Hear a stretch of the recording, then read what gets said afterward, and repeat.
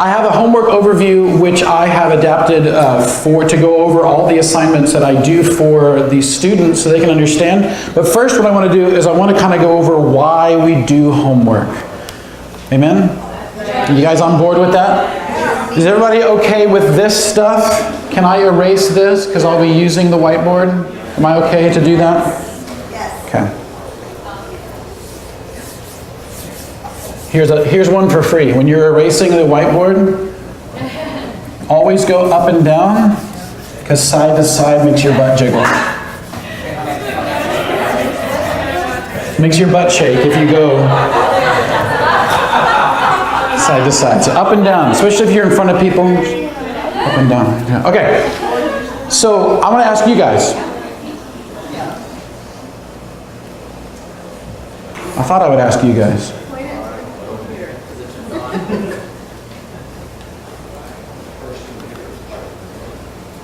Hey. Yeah, it's on, sorry. Okay, so why do we do homework? Besides the fact that it's a second level course and we need it for all of our requirements, I want to hear from you guys.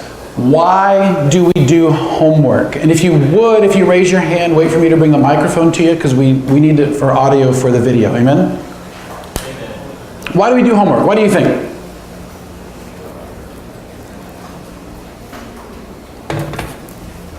Sylvia, and then I'll get Angie Miracle. Students get an opportunity to get a deeper understanding of the context of the Bible.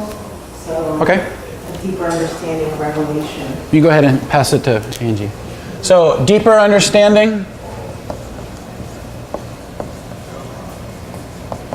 It helps the students to be able to process their thoughts. Okay. What they've been reading, what they've been hearing in lecture.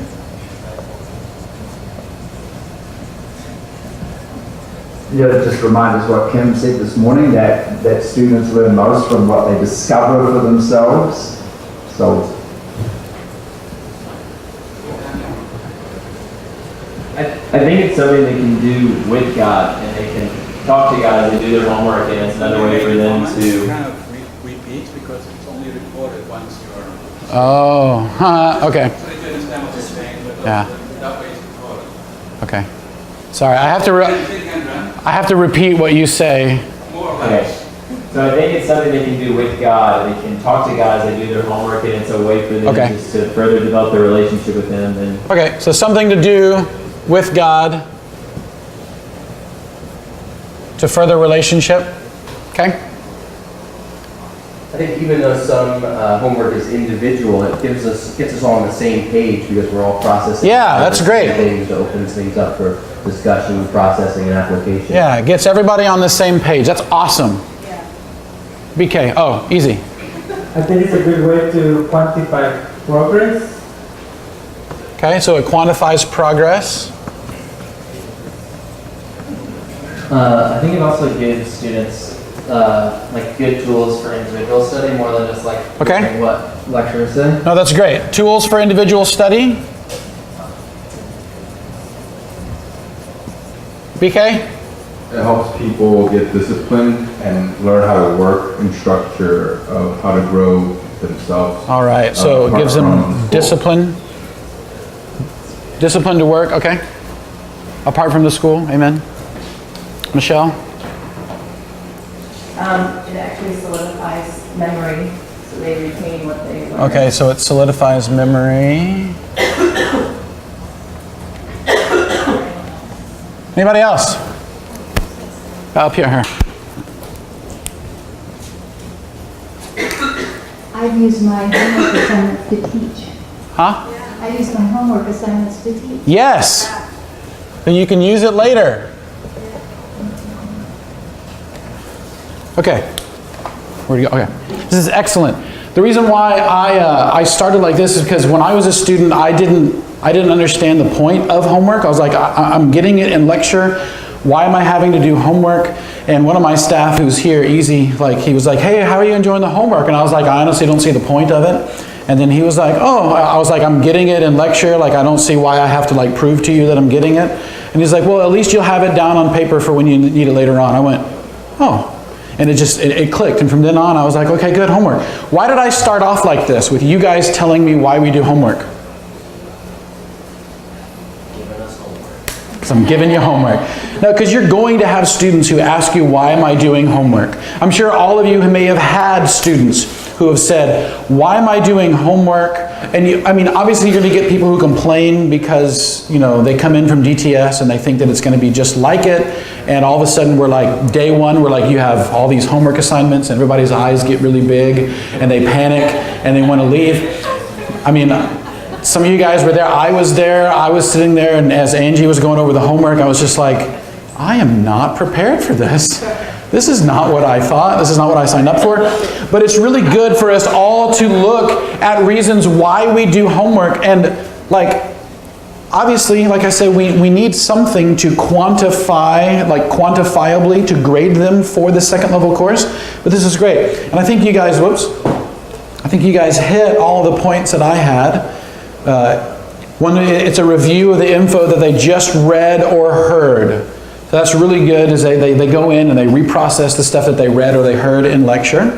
It's a way to go deeper. We got that up there. It's a way to have everything down on paper or electronically now, so they can have that for future use. It can serve, this is big for me, it can serve as a proof or testimony to what God is doing or has done in your life. I came out of 15 years of youth ministry. I grew up in the church, and then all of a sudden I was getting lecture and things were connecting in my mind. And then all of a sudden I sat down to do my summary and I was like, oh my gosh, I know the story of the Bible. And it was like this amazing testimony of where God was bringing me. Oops. It helps them to engage with the text in a way that helps them wrestle with what they believe. How many of you guys have had students that wanted to quit the school at like week 3, 4, or 5? Nobody? Yeah. Hands. How many of you guys, when you did your school, wanted to quit? Like when you got to Judges and you were like, this isn't the God that I signed up to follow. He is vengeful. He kills people. And I don't want to be a part of that. Now, I've just finished leading a school here. It's my 5th DBS to be a part of, and I've had those questions a lot, and I've talked to students through that. Now when they come to me and they're wrestling with stuff, I can't help but smile. Sorry.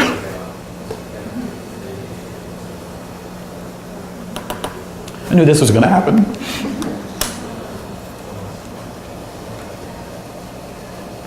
It's because I know, and we know, the end result. When you have students who are wrestling, I just encourage them. I go, yeah, man, and I don't have an answer for them. I go, yeah, man, that's rough, because I know what it's going to be like when they hit Jesus Church Week and they get in there and they're like, oh, and they see the fulfillment. So that's one of the things that I love about it is whenever I see that they're wrestling. To me, wrestling is good because that means they actually care. It's good. And they view what they believe through a biblical lens and then adjust accordingly. You're going to have students who come in who have viewed things either incorrectly or unbiblically, and then suddenly they start reading the truth. And then hopefully, by reading that and then going to their homework assignments and start processing out like some of the homework assignments we're going to get to, they can start looking at through the lens of the Bible and the principles that they see. And then, we hope that they adjust accordingly to that. And it's a tool, we have that tool to help further discipleship. One of the main tools, homework is one of the main tools that helps with our outcomes. How many of you guys know what our stated outcomes for DBS are? It's a legit question. What are our outcomes? You don't have to do the exact registrar answer or anything like that, but what are our outcomes? To live out the Bible. Okay, live out the Bible. Read through the whole Bible. That's one of our stated outcomes. Easy? Learn about the different genres so they can read accordingly. Yeah, learn different genres so they can lead, or genres so they can lead accordingly. Johnny? Okay, lead a small group. Yeah. And also, like, the overview, that's one of our outcomes, is so they can tell the story of the Bible in 30 minutes. And the homework, some of the homework assignments we have are directly related to the outcome of the Bible overview. And I would say on a university level, that is one of our main stated outcomes, is that the student will understand the story of the Bible using, the God's redemptive plan and all that, but that's one of our outcomes. And so there are a few homework assignments that directly relate to that. And I would say as these schools start to multiply and you're taking schools to places that have, different cultures, just like Kim was talking about, different education levels, some of these homework assignments are adjustable, things that you can kind of change and switch out or get rid of altogether. There are some of the special assignments that are really great for a place like Kona, where most of your students are going to have a high reading level, higher education level, but you have places like Samoa, Solomon Islands, Papua New Guinea, places like that, their education level won't be to a place where they'll be able to get some of that stuff. So some of the special assignments you can just omit altogether. But the timeline, the summary, and the character and nature assignments are all directly related to the Bible overview. In your manual, if you guys have a copy digitally or whatever, it's on page 22 of the student manual. Part 1, as you guys were looking at it, you don't have to pull it up. You can pull it if you want to. I'm going to be referencing it. Part 1 is titled Bible Overview Presentation. That's because these are the tools that they will use when they are doing their Bible Overview presentations. The timeline, I think, is the most important because they use it for their visual.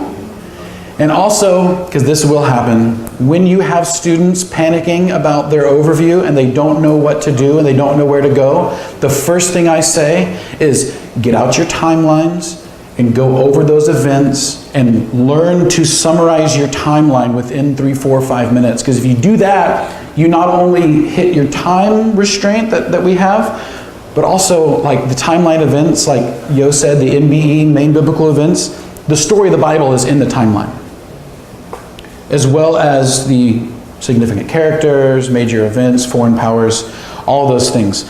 And then the summary assignment is the thing that they put in God's redemptive plan. They identify that in their summary, and that's something that they're needing to identify in their Bible overview. And then one of the things that I love the most about DBS is the historical background and the context that we get during lecture. And that's included in the summary because it's so, and here's the reason why I love the historical background stuff is because that in my DBS, when I learned it was right in week 1, and I learned something that just blew my mind and just prepared me to knuckle down and pay attention more than anything. And it was not something great about the text. It was a historical context that added depth to the text. And I'll try to share it very, very succinctly. In Exodus, finding out that the 10 plagues or the 10 signs were in direct opposition to 10 of the gods that were worshipped in Egypt, and the fact that the serpent was one of the highest worshipped animal in the Egyptian culture, and that the Pharaoh wore a serpent on the headdress, signifying that that was the head or authority. And when Moses turned his staff into a serpent, and then they turned their staff into 2 serpents, and then Moses' 1 serpent ate the 2, just blew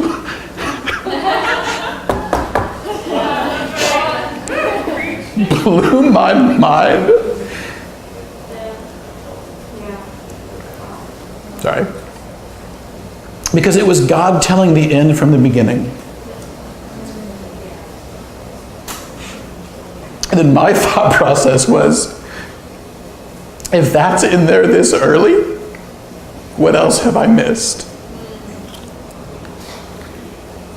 I do this all the time. This is not new.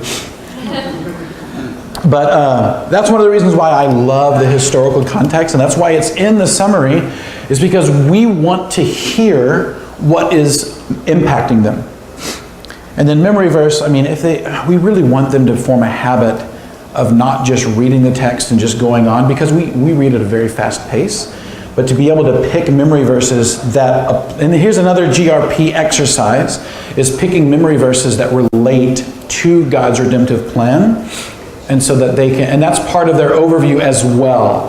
When they're doing their overview presentation, they are supposed to be also supplementing the information with memory verses that they've chosen throughout. And us as staff and small group leaders, whenever they do their memory verse, we need to be the ones that say, no, that's not a good memory verse because it doesn't relate to the story of the Bible. You may like it, or a lot of times they'll choose Jesus wept.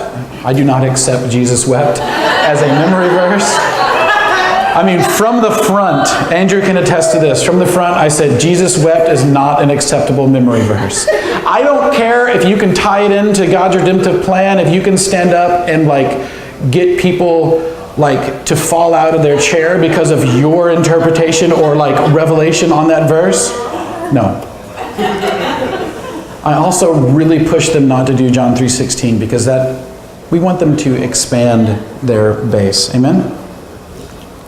And then character and nature is that third assignment that is directly related to their Bible overview. And it's also something that I think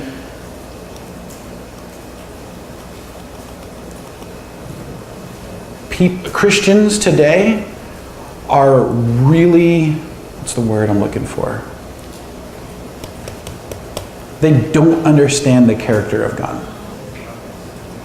Or the understanding that they have from the character of God, they only get from whatever the pastor brings on Sunday morning, and that's all they have. And that's somebody else telling them. And we all know the benefit of discovering it on your own. That's why we have the character and nature. One of the reasons why we have character and nature as one of the major assignments. And that helps them because when you're reading through the Bible with the intent to discover, the Bible becomes more alive. And then when you discover that part of God's character and nature is something that you've struggled with, I mean, that's the thing that can lead to greater discovery. And that's the thing that can lead to them being excited about reading the Word. Then that's the thing that can cause contagion whenever they go home and they tell people, they're like, I discovered this really amazing thing about the Bible. And then that will be like, oh, where did you learn that? Like, oh, it was in a DBS. And maybe people will come join YWAM. But if they don't, maybe, really the end goal is getting people, the goal, one of the goals is to get people excited about reading the Word, right? Anyway. I preached a little bit on the topic. You see how I did that? Okay. It helps them see how the Bible fits together as a story. This is the main thing. When people ask me about DBS, it's the first thing that I tell them is that DBS will help you understand how the Bible fits together as a story. Because it is a story. Right? All those cliche things, it's God's story and all this, it's true. And one of the things that DBS, I feel, excels at is helping us to understand how from Genesis to Revelation,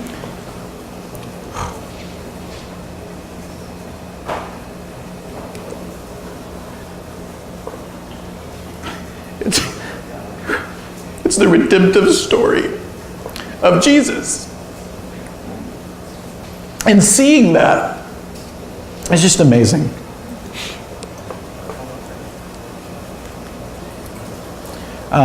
Homework, it helps them to identify principles to live a biblically founded lifestyle. And that is one of the homework assignments that is in part 2 of the homework, biblical principle assignment. It's part of the study and application. And this is one of those, maybe we'll talk more in depth about biblical principles later, but that's one of the goals of our homework is to help them to identify principles. Because we want them to live biblically founded. We don't want them to just read the story of the Bible and go, man, that was great, Jesus is awesome, and high five each other and go tell their parents they read through the Bible, which that's great, but we want them to be able to apply what they are learning and then live lives that are changed, right? It helps them to put into words what they are learning or experiencing. I think through the summaries, you get to see that. And we have a personal application assignment, which we wrote, which here in Kona, we require them to have it handwritten because there's something about you writing something, it just helps it to stick. And it helps them to apply biblical principles to their daily life. That's part of the personal application assignment, is that they're not only learning biblical principles, but then they are looking at one of them and going, you know what, I like this one. And I'm going to process through why I like this one, and then I'm going to come up with some kind of action statement to how I can apply this one. And whether they do it or not, that's not your responsibility whether they do it. It's our responsibility to equip them with the tools that they can do this. And then, I mean, they're subject to answer to the Lord if they don't do the things that they say they're going to do, right? You guys with me? Are you tracking with me? Okay. Okay, that's my last slide. I don't know, and I put it at the end, and I'll have to go way to the back to the beginning, and then we'll go over. Is it at the top yet?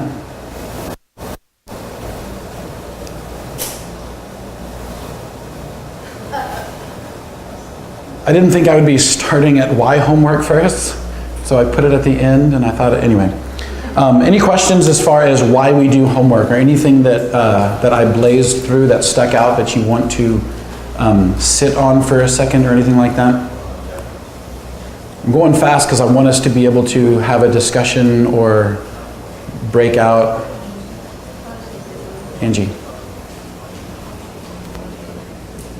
One of the things I'm trying to stress to the schools is that you're on the topic of why homework. It's not even just for them. Like they become a part of the minority when they've read through the whole Bible and they've done homework and to this extent. And so it becomes not even a part just for them. It becomes a part for those lost and dying world. Yeah. And so they need to understand that when we're leading these schools and we're telling them about the homework, it's not just for them anymore. It's for the world that is lost. Yeah. And so that's a big part of how I stress when I'm going over the homework, that like, yes, it is a lot, but it's also not just for you. So make sure that you put most of, like, all of your effort into this, because the Lord will use you to be able to go out into the world and to preach the lost and dying. Amen. No, that's good. And I've had conversations with students after they finish the school, and they're like, Daniel, I had an opportunity to share with somebody, and I remember the homework assignment that I'd written down, and they were like sharing like one of their homework assignments almost verbatim with somebody that just asked them, hey, how was the school? And because they learned to put language to their thoughts and to everything like that they did, you're right, that it's another thing. Mark, I saw your hand.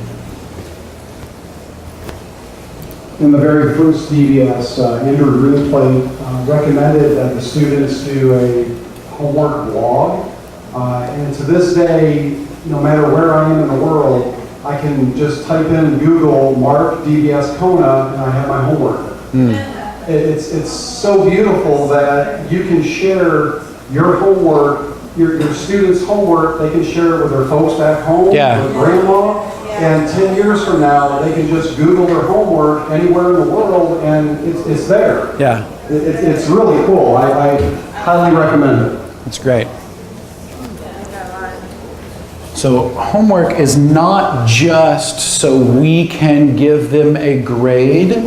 It's not just a discipleship tool to chivvy somebody who isn't into it and go, hey, you're going to fail this part if you don't get your act together. Like, it's not just that, but it is also a way to prepare them to reach the lost. You said that. Or to prepare them to share. And at any point, that's one thing that's great, is if you do it online, you create a homework blog, then it's there for you to use.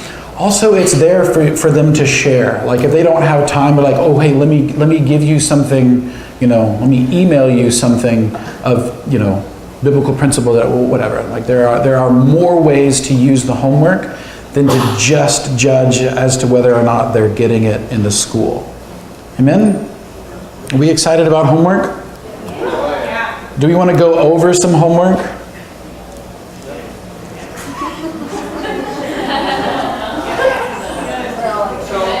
Yeah, yo, go ahead. So, the goal is that we get, one of the objectives of the conference is also so that the schools will stay on the same page.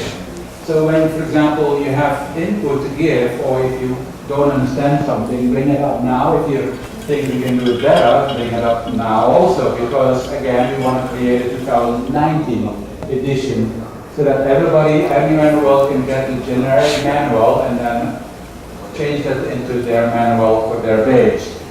So at the moment, the goal is that homework 1 to 6 is mandatory. Those are like the non-negotiables.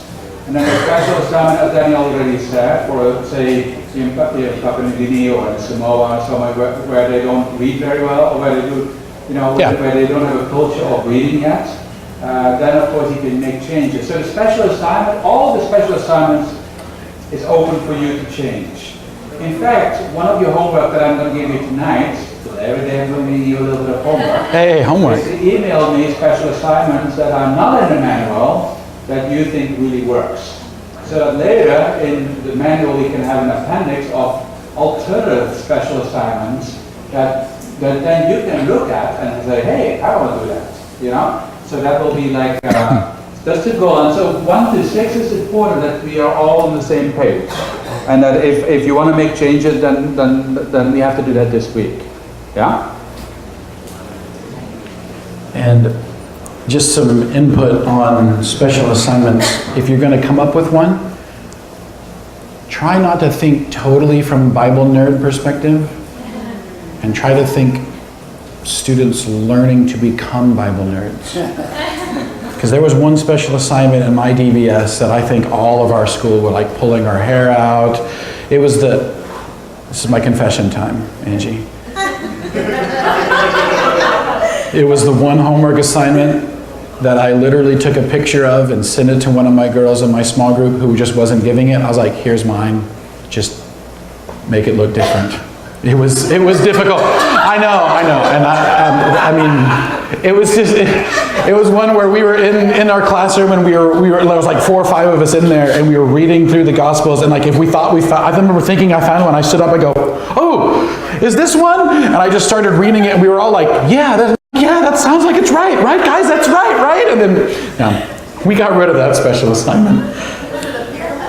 It was the 5 sayings of Jesus that made you think that he was a political one, and then man, was that a stress builder.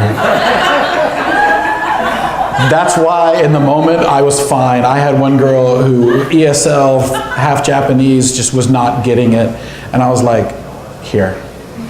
I don't know if mine's right, but I at least have a finished assignment. Okay, we're gonna jump into this homework. I already graduated, Angie. I already have the credits.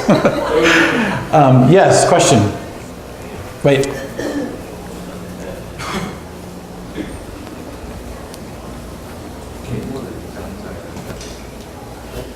학생 매뉴얼에 보면 46페이지에 On the 46th page on the student manual. All right, page 46. Page 46.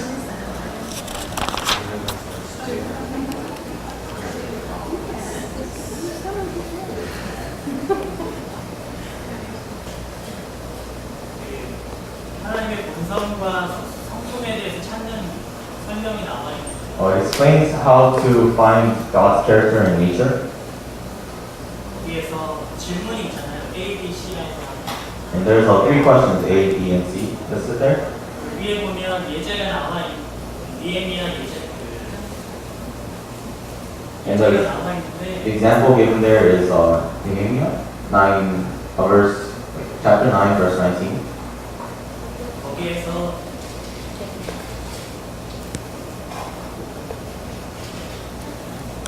포기하지 않는 하나님에 대한 설명하고 And it explains it says that God does not abandon from that verse. 그래서 하나님이 그런 분이시다라고 설명을 하고 있어요. And it explains that God does not abandon. 저희가 배우기로는 하나님의 본성과 속성은 이러한 설명이 아니라고 알고 있거든요. But what we learned is that God's character or nature is, it has to go a little deeper than this, because this is what God is doing instead of his character or nature.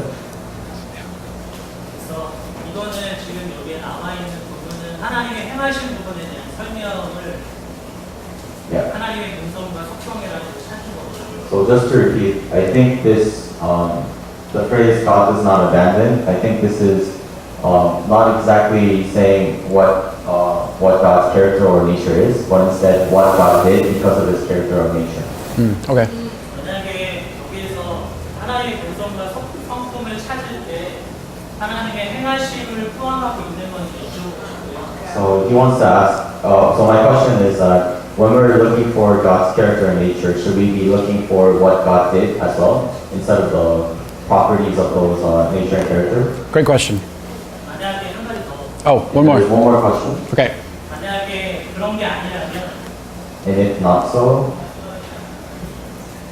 A하고 B 사이에 다른 질문을 하나 더 넣어야 될 것 같아요. I think there should be another question in between question A and B.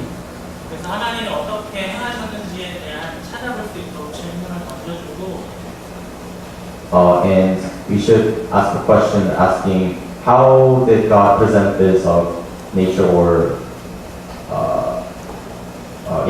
how is God's property explained in the Bible? How is it shown? 그 다음에 하나님의 시엔에 대한 대표적인 하나님의 성품과 본성이 뭔지를 찾아볼 수 있도록 이 질문을 그 다음에 넣어야 돼요. And we should create another question to help students to ask themselves, how does this act of God relate to his character or personality or nature? Yeah. All right. Excellent. Okay. I think I followed where you're going with this. I think I tend to agree with you that statement, God does not abandon. I think it is relatable to his character and nature, but I think it should be something that's reworded. Whatever suggestions you have for questions to add, that would be a good thing to email us, so we can take a look at that and see how it needs to be worded and how it should apply.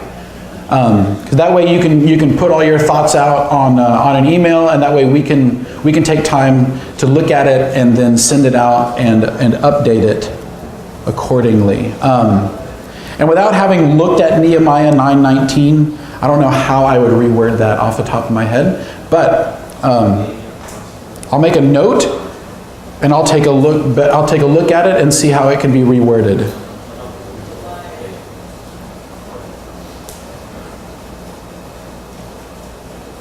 Is that fair?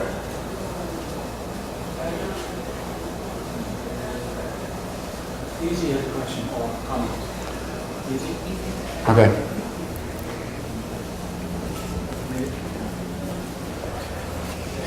Look out, Andrew. Jeez. On the same topic, we had a teacher that came and started explaining that God didn't have bad characteristics in a way, that his nature could not be intrinsically bad. And so, he said, for example, we usually think that God has his rightful wrath. And he said that is not really one of his character or nature. It's not who he is. This is a response. It's a reaction to him being just. And so I think that's probably in the same vein of it's not that he doesn't abandon, it's that he loves. And so when you love someone, you don't leave them alone. Right. And I think I had the same problem with this same text when I read it, because I was like, well, that's a reaction of his character. So I do agree with him that it needs to be rewarded somehow into what is the actual characteristic that led to this action or this reaction of God's character. Yeah.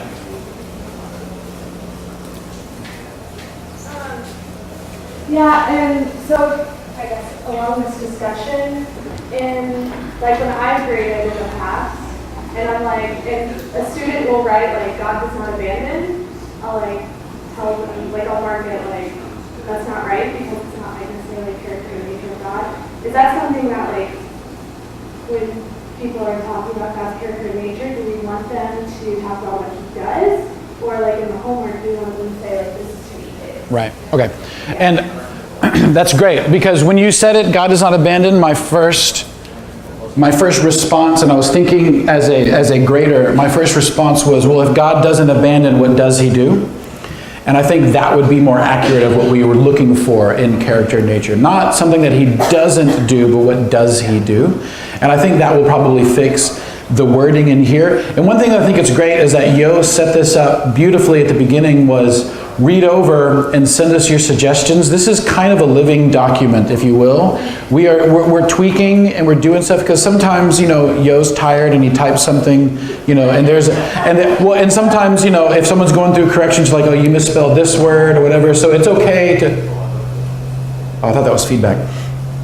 So I would agree, when you're looking at character and nature, it shouldn't be something like that, God does not this, and it should be, well, what does he do?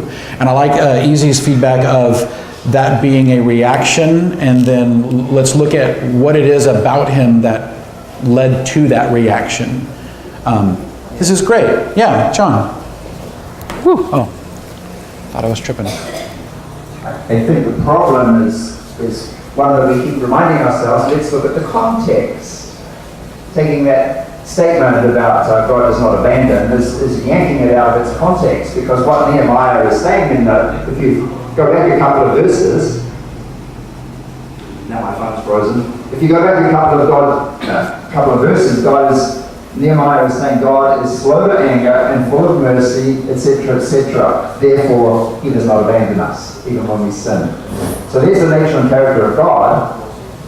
Very clear, God is a merciful God who is willing to forgive, evidence, action, therefore he does not abandon us.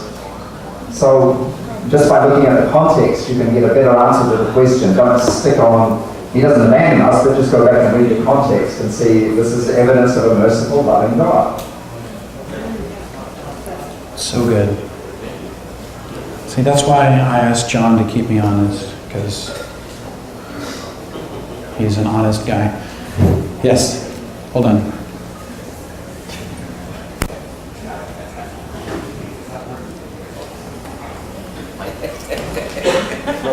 말씀하신 그 부분에 있어서 저는 그것을 과대에 표현돼야 되는 것이 아닌가요? 분명히 이미 나와야 되기 때문에 나왔다. So what we just said about like looking at the context, that also should be included in the homework, right? For example, if God is like mentioning the previous verses, not just Nehemiah 9:19, right? The previous verses, that should also be included. Yeah, and I think in point A it says, how do you see this character and nature in the passage? So I think in the wording of the assignment, it's it's in there to look at the context.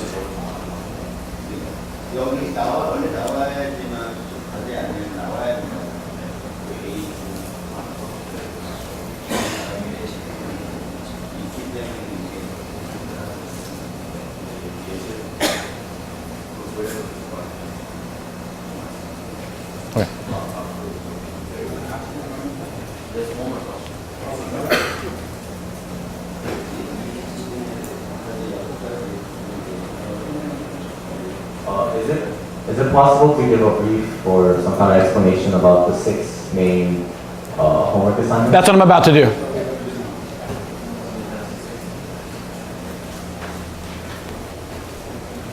Yes, excellent question. Context is key.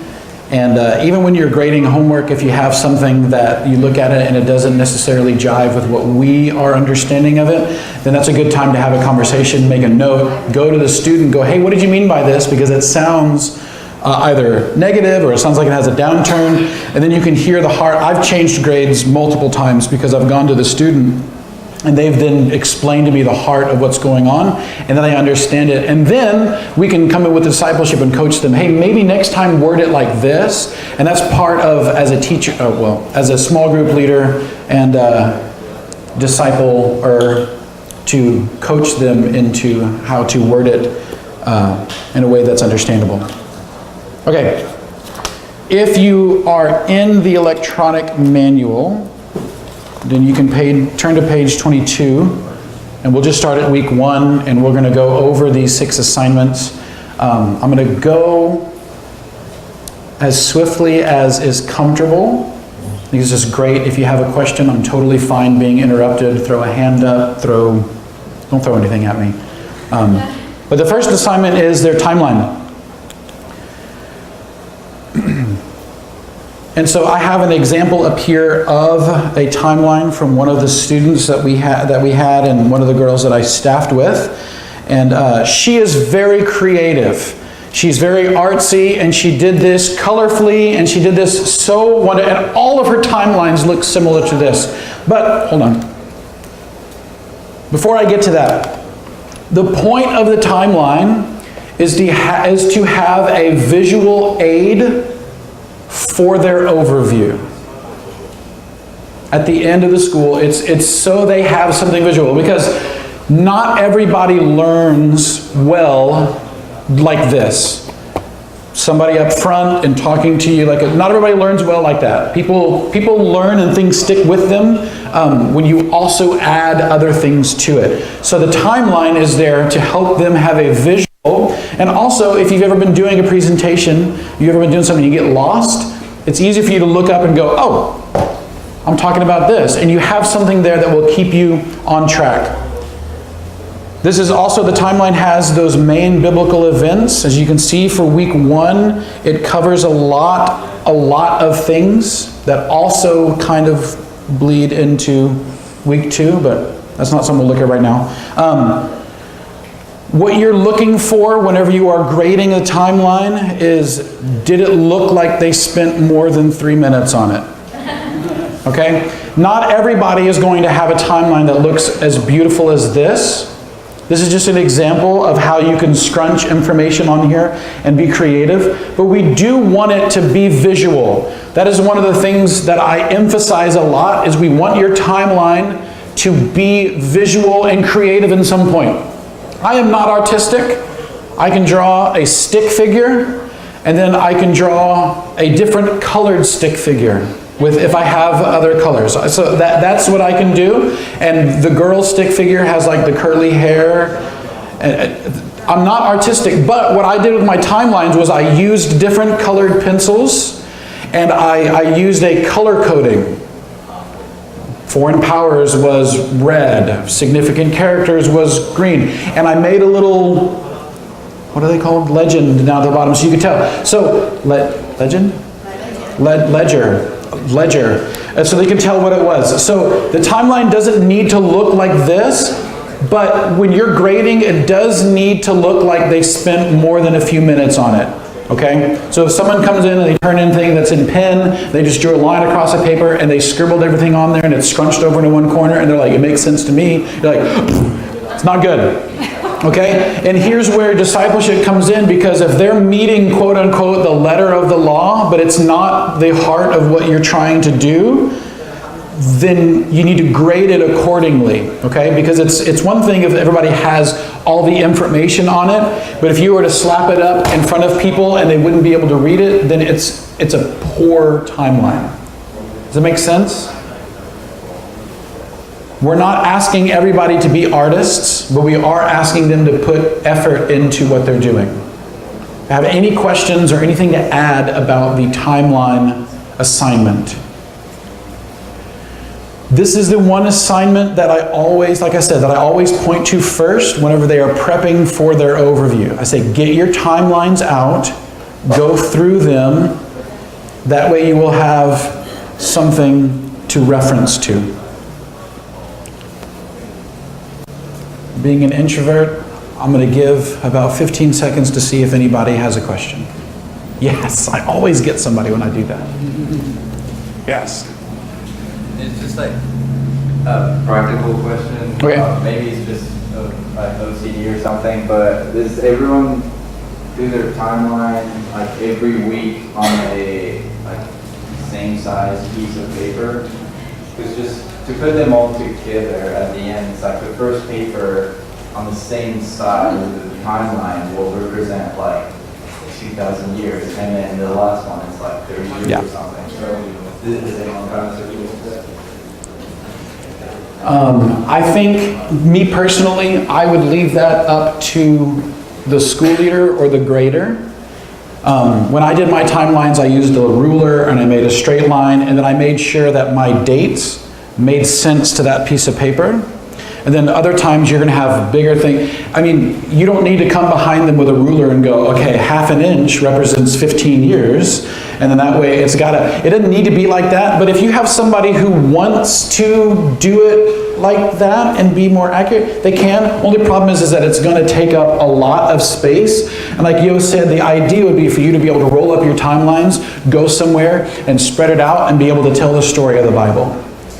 Does that make sense? I mean, you might have, we had somebody this last school do it where their line was this flowing like walkway thing, and everything, they made sure that everything lined up, but that was their way of being creative.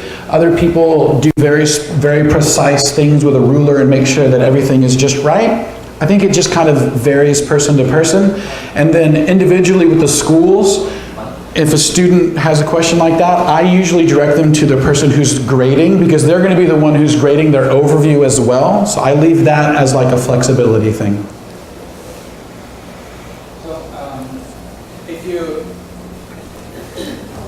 if you look at the picture, you can, and you're sharing God's story, well, you talk about God created the world, it's on there, right? You talk about the Garden of Eden and God presented the plan. If you had Moses with the burning bush, you also could share about God's character, because that's when God revealed himself to Moses. And so you could have that on the, and there. And then, of course, here we have like the sacrifice of Isaac, so that God provided a ram.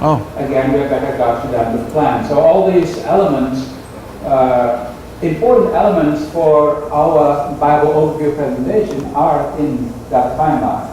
So, except I wish that Moses and the bush was there too. The one about the ship, the Noah's Ark, we can talk about God is just, and therefore the God judgment. Any other questions regarding a timeline assignment? Booby traps around the room. If you don't have any other questions or comments or concerns, I'm going to move on to the next one. Amen? Yeah, Angel Green Plate. Just to answer the scale question, I usually suggest a scale for Old Testament pages and then a different scale for New Testament. So it ends up being a bit more on the New Testament pages because it's a bigger scale, but then you have kind of timelines that if you separate one Old Testament, one New Testament, you have two timelines that are scale representatives. Nice. There you go. Oh, easy. We have also accountability students, and if somebody wants to do like a timeline all together, I usually get an actual long piece of paper, and I say, this is your paper, and you have one shot. So don't blow it. And so, nobody has ever done it, at some point they give up.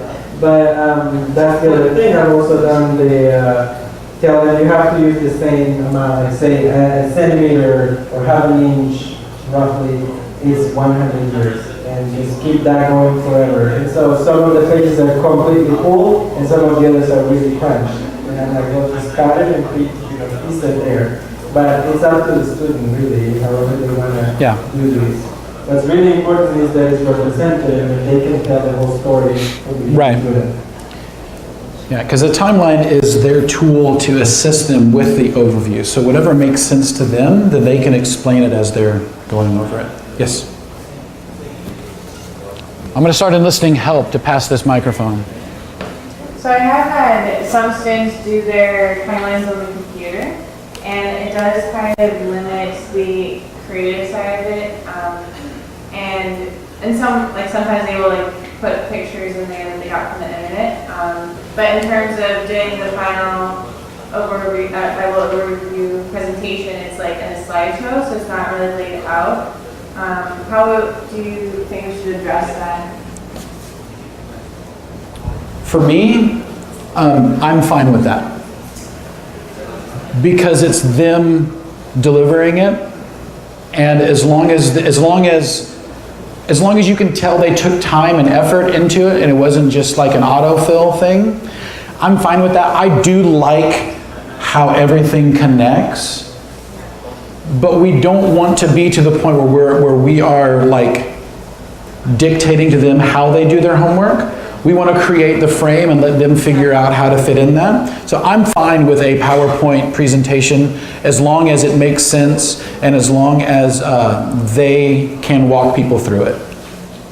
Yeah, we are not a creative art school, therefore we don't put too much emphasis on, of course we like to show that off now right here, but we are not a creative art school. We are also not a communication school, therefore the Bible overview presentation at the end, I don't think it's not, the fact that they try is most important, and that they get to understand the Bible is most important because we are a Bible school. Yeah. So, but why do we do it? I think also, anybody that has taught probably would agree with me, and that is the teacher learns more than the student. Especially the first time around. Therefore, let them teach because they are students and therefore they learn a lot. And so it is most important that the students get away with a lot. Yeah. And that they learn a lot. But they don't have to be, the best communicator necessarily. It's just like as long as they put effort in it, like what Daniel was saying. Real quick, and then we'll move on. So I think at one point there would be a GRP statement on the timeline, and in Boston, you guys still do that? And I'm just curious, like why, like what's the reasoning for taking that out, and if we should? In your GRP? Yeah, I have an answer for that. I have an answer for that. It's how you want to do it. We did it here in Kona, and then the next school they took it out, and then I liked it, so I tried to implement it back in, and since it wasn't in the manual, they didn't do it. There are things in the manual that you can adjust. If you want to add that they have a GRP statement on there, you can do that. The only issue with that is that it's hard to have a rubric to grade what a GRP should be. So then it becomes your staff being able to decipher, okay, this is GRP, okay, this isn't, and then expecting that the student will understand what you're thinking. So it really rests on you guys to explain GRP really well, and then explain to the student what is expected. That way you don't have, does that make sense? I like having a GRP statement because it helped me to look back and go, oh, here we go, oh, here we go. But that was just something that that's one of the things that's flexible. Amen? It is in the manual to make one, but it's not how she had said it as far as where it is structure-wise. Where it is structure-wise is up to you. I think the reason why it was on the back of the timeline is because as you're holding up your timeline, you can have the GRP statement and you can read it, and that way it's easy for you to look for it. Okay, we're going to move on to the next.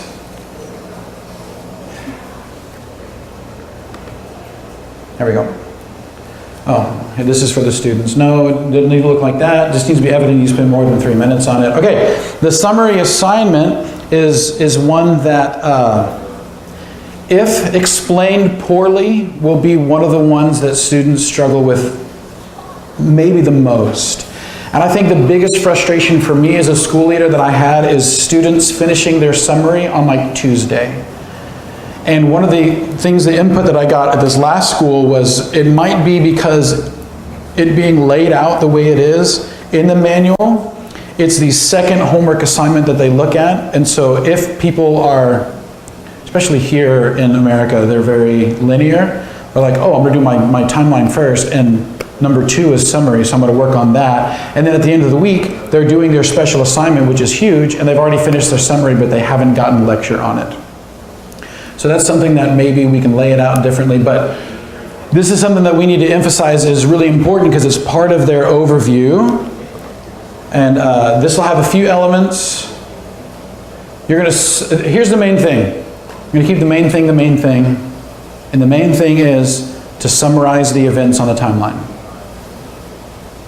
That is the goal of the summary assignment. Now, there is an A, B, and C, but the main point of point A is that your students summarize on the timeline.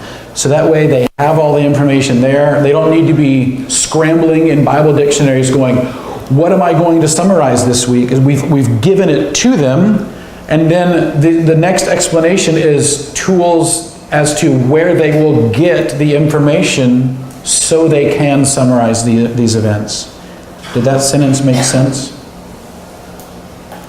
So, things to use for summarizing. Man, it's like I planned this. Things to use for summarizing your timeline events.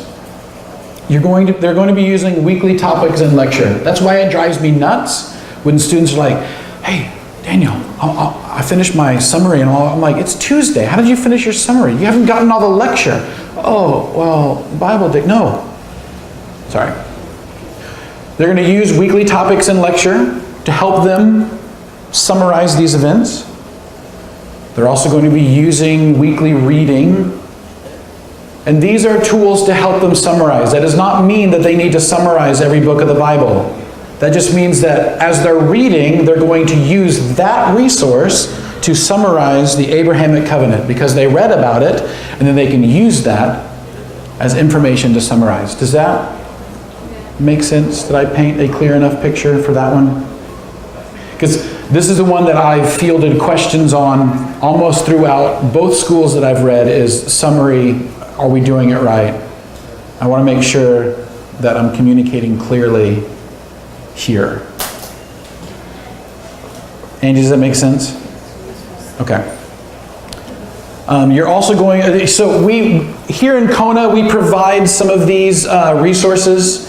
Here are some resources that we usually either have available or we've had in the past. The Nelson's Bible Maps and Charts is a really good resource. It's overview type stuff, which is, the DBS is an overview study of the Bible, so the Nelson's Bible Maps and Charts is something that they can use. Also, How to Read the Bible Book by Book is another great resource. And here's what's important. If they quote something from a resource, they need to tell you where they got that information. They need to cite that source. So if they are quoting something verbatim from Nelson's, they need to put in parentheses Nelson's Bible Maps and Charts. Or if they use a Bible dictionary, they need to tell you what Bible dictionary they used. Hopefully they don't go to Wikipedia, but if they go to Wikipedia, then they can just cite the sources. Does that make sense? GRP, God's Redemptive Plan. 3 pieces of historical background. Okay, here's something, excuse me. Here's something that students struggle with, and it's because there are 2 spots on the homework where you have historical background, and they're both different. So, please hold. In the summary assignment, we need to make the very clear distinction that the historical background information that they are using in this must not be found in Scripture. So in this assignment, if they are explaining a history, it meant so much to me to learn that prophets prophesied to this region, and it helped. I can find that in the text. That's not a historical background. An example of a good historical background is in Egyptian culture, the serpent was the highest form of animalistic authority, and Pharaoh wore the serpent on his headdress, symbolizing that he was the head authority. That you will not find anywhere in the Bible, and that opened up the Bible for me, so that's something that can be in this assignment. And that's why they can't finish their summary assignment until they hear lecture, because hopefully your guest speakers are bringing historical context in their lecture, or they get them from other places. Does that make sense? I think I have another. No, oh yeah. So their historical background information in the summary assignment cannot be something they find in the text. If they list something that you can go back a few chapters and you can read, that doesn't count. Like in Genesis, they do usually we do an IBS on Genesis 49 where Joseph forgives his brothers. And as historical background, if they go earlier in Genesis, Joseph was sold into slavery, and that just makes me read this totally. No, I can find that in the text. That's not historical background. Does that make sense?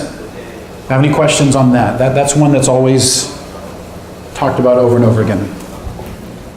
I just have a question about this as a whole. So this is not giving a summary of a book. No. So they're not going through and saying this is what this book is about. And so when did this change? Recently. And how does it fulfill University of the Nation's core course requirements?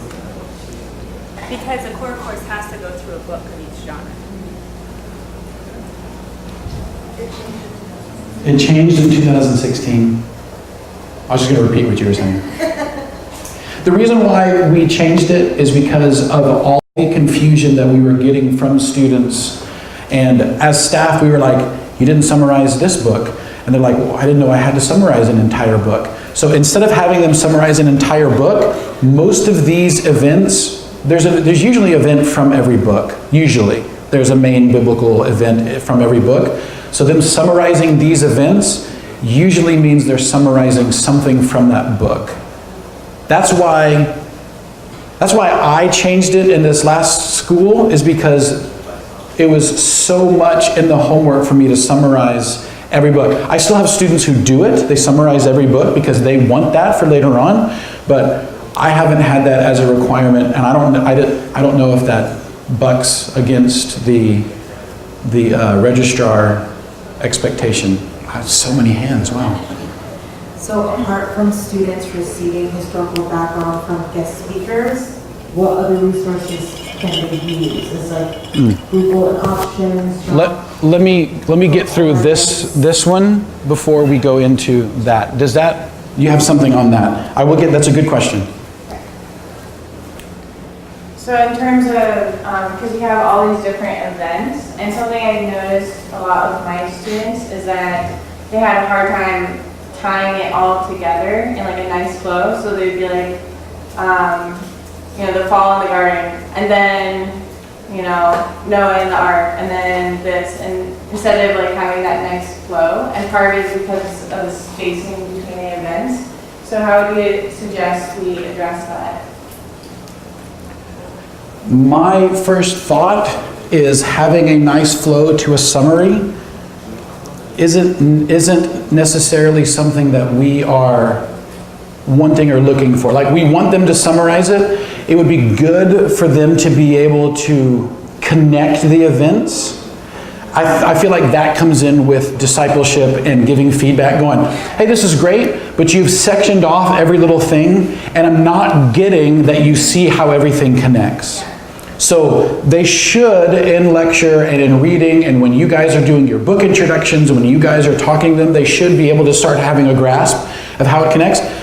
And that just might be a coaching opportunity for you to talk to them onto how to word their summary and help them how to do that. You may have an example of, I've had to do that where students didn't understand the character and nature assignment. They're like, how do you see this in the text? They're like, it literally says it. I'm not kidding. I graded a student's homework where one of the things in the character and nature was, it literally says it in the text. Word for word, that's what he said. It literally says it in the text. So sometimes it just takes some time to help them figure out how to do that. I feel like I don't have an answer for that question. And that's something that grading homework and having students like not understand, why are we adding this to it? Maybe it's not written exclusively in the manual that you have to summarize every book. So that's something that maybe we can address and then see how that, because I don't know. That's my response, is I don't know. Many improvements, I should say, that we made has been because the University of the Nations has been coming down on us and say, you need to fulfill these requirements. For example, memory verses was not something that is my thing. It is required. Then I tell my school leaders, tell the students to memorize verses you're going to use anyway for your Bible overview presentation, so it's rewarding you at the end of the school, because then you can just say without going to notes. Now, when it comes to the question about the summary of books, if it is required, then we may need to have another look at it.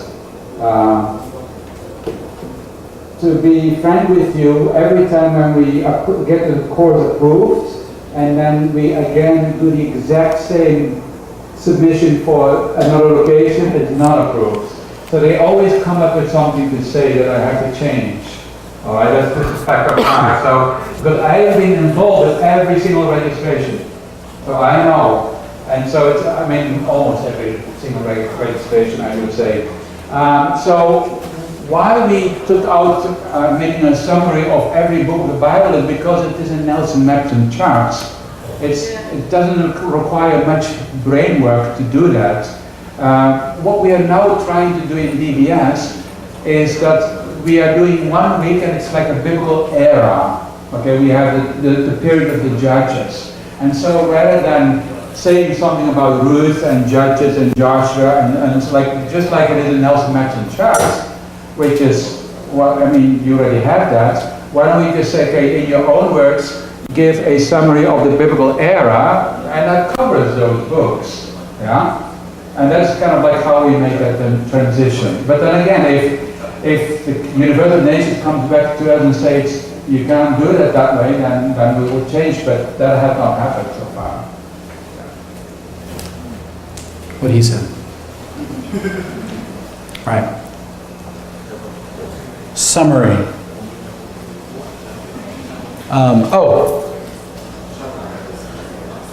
As one of the things for the historical background thing is they have to explain how it changed or impacted how they read the text. And one thing I never accept is it changed how I read that verse. How? And a lot of students will spend 4 or 5 sentences telling you about the historical background, and then one statement, knowing that changed how I read it. All right? So that's something I always pull for is how did it change? Because those are the things that we're looking for. We want to see that learning this stuff is changing how they read the Bible. Amen? And then the memory verse, I say the memory verse must pertain to GRP or make sense for your overview. Like some students may pick did this get louder? Sorry. Some students may pick a verse that maybe doesn't necessarily fit into GRP, but it's something that they're very connected to, and that whenever they use it in their overview, it will make sense, and that'll be something that they've connected with. Me personally, I say that's okay as long as they can give you a reasonable explanation as to why they're using that memory verse. 98% of the time, you want a Bible verse that has to do with GRP or the story of the Bible. Does that make sense? I'm going to move on to the next homework assignment unless there is a burning question or comment about the summary. Easy. Take it easy. I'm very minimalistic, so in doing the school in Panama, we have even had students that don't know how to read. And so one thing I learned through these years is forward motion is what we want. If they are learning, if their lives are changing. I mean, I literally had a husband and wife whose timelines were the same. The same colors, same figures, everything was the same. And I had to come to them and say, did you do this yourself? And one would say, yes. And you put up the other, I said, did you do this yourself? And they would say, yes. And I was like, wonderful. You are a good couple. But they were learning, and so I was like, I don't want to kill their mojo there. And so I just said, it's great, it's wonderful. And they are pastoring a church, and they're leading people to reading the Bible, and a person who doesn't know how to read is making other people read the Bible. Yeah. And I think that's what's important. That's awesome. Along those same lines, when I'm reading a summary assignment and I can tell by the language that they're using that they're getting it, then I'm not necessarily so much concerned about the structure. If I'm reading and go, man, I can tell that they're understanding, that they're following along. I had a student in South Africa from Malawi. I would read his homework and I go, man, this is scarce, but I can tell that they're understanding it. Okay, I'm going to move on. Amen? All right. The next assignment is the character and nature. CH makes it there. Cha. So what is the character and nature assignment? This is something that I use for the students to kind of define that. See, that's why you're doing a Bible school.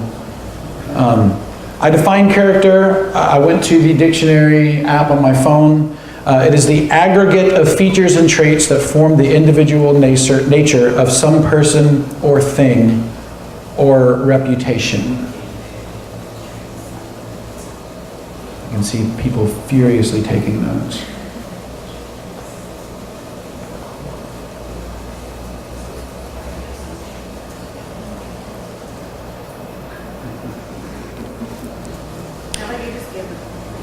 I can email it. I can email it to Yo, and he can email it out.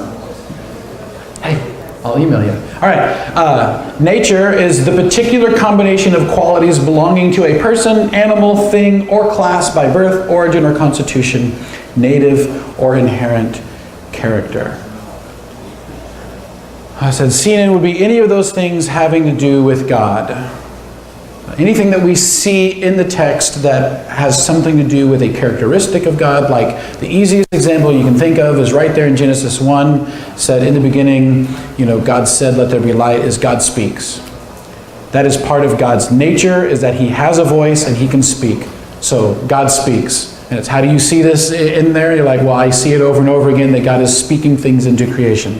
So that is an easy example that I use for the character and nature. And so the actual assignment or nature would be something like God is, like Psalms is full of character and nature. God is my refuge. God is my strength. God is my shelter. God is my tower. He's my strong right arm. He's the bread of life. All of those things are part of the character and nature of God. And so that is something that they will be able to begin to discover as they read through it.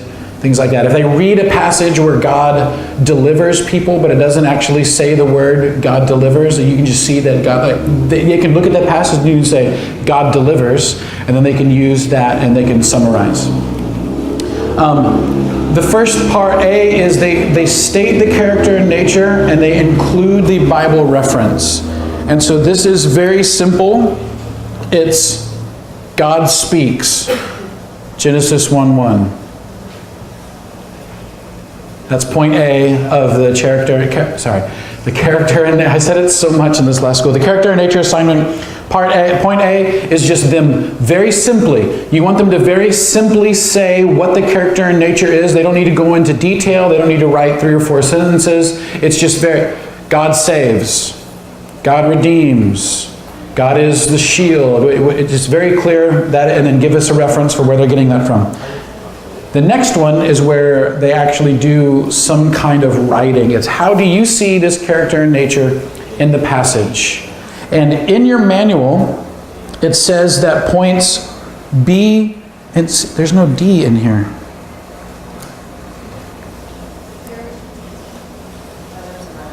It's supposed to be A, B, C. Anyway, there's supposed to be a D. Anyways. How have you seen this character nature in your own life? How may have a different nature. All right. Praise God. We missed that point. I can't remember what it is off the top of my head. I have all the... You have the... But I don't know which one.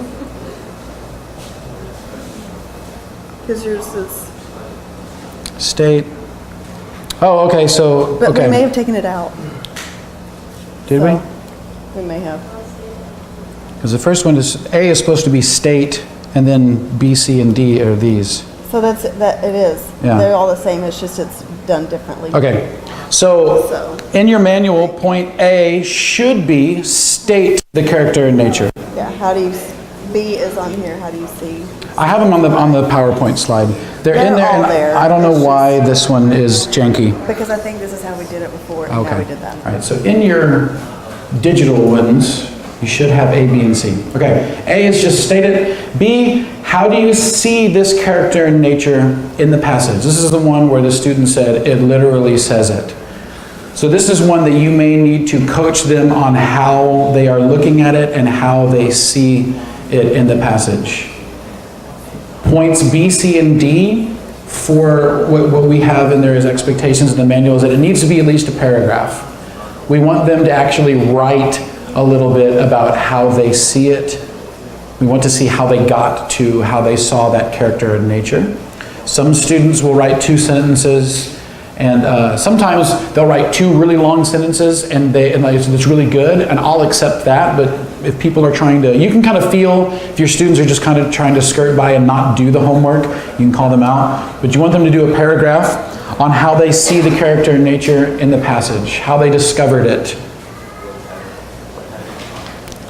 Next point is, why is it important that God represents this character and nature? And right now, this is part of the interpretation, like this has nothing to do with them yet. It is, why is it important that God represents the character and nature in the context of that passage? The easy example I can think of is the Nehemiah one that John brought context to, is as you're reading that, you can see why it's important that God has whatever you're saying. So they are still looking at the text, and they're still explaining the character and nature based on the text.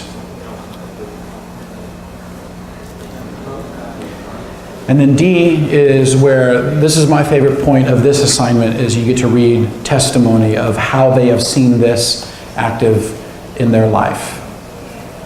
This is usually when you get a cool story or something like that, you can talk to them about it later on. Any questions, comments, concerns about this particular homework assignment? Just to clarify, in the manual, A is the title, and then we made it B, C, D. It became A, B, C because it all referred back to the title. That's the only difference with what was on the PowerPoint and the manual.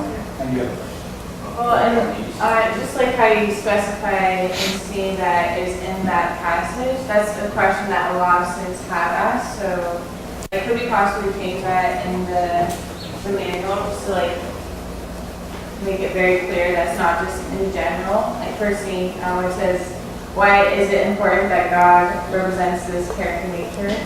Like just add it on in that passage. Make a note and send it to us, because I'll forget. But yeah, I mean, the little things like that that will help you explain things like that, that's fine. Anything else for this particular homework assignment?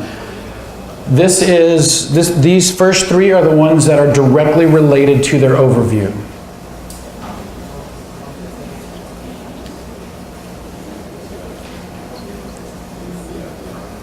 All right, so the next, why does this thing fall asleep on me all the time? There we go. How have you seen this character and nature in your own life? That's point D, and that's where you get it's turned off, bless the Lord.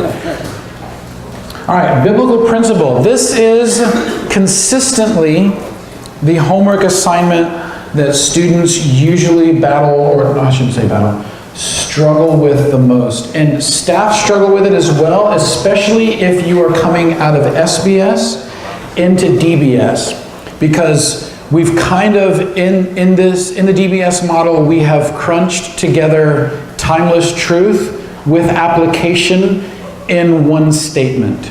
And so and this will happen a lot, especially with pioneering bases. You'll go somewhere and you're like, oh, you have SBSers, they can staff a DBS, and then they're grading homework with students who are also learning. So you have staff who are learning the biblical principle, and then students who are also learning the biblical principle. And so there's potential for friction because they're learning it as they go. So hopefully I'll be able to explain it well enough, maybe, and you can go back and watch the video over and over again so you can get it.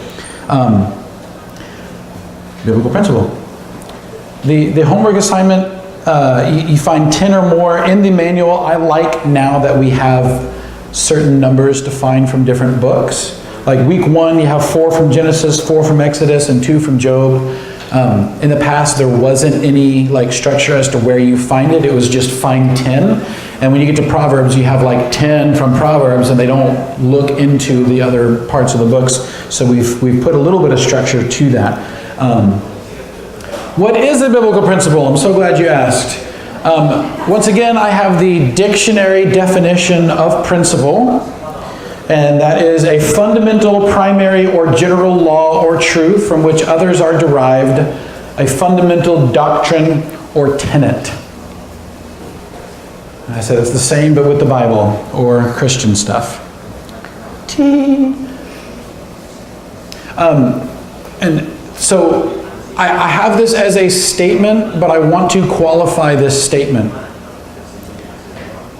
The majority of the time, your biblical principles will be something like this: a timeless truth coupled with an action statement.